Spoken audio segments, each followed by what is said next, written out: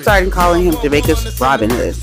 But let's be clear, Reagan wasn't just vibes. He was dangerous. My boy shot a police officer in the face.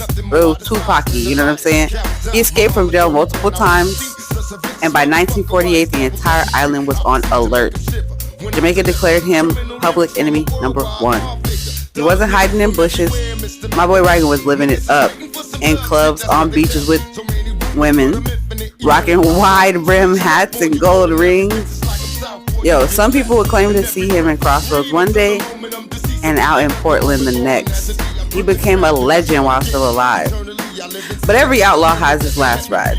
In September of 1948, after a wild shootout in Lime Key, Reagan was finally tracked and shot dead by police. His body was displayed for the public. It was more of a warning for those who might want to follow in his footsteps, trying to clear that out for anybody, because can you imagine a gang of them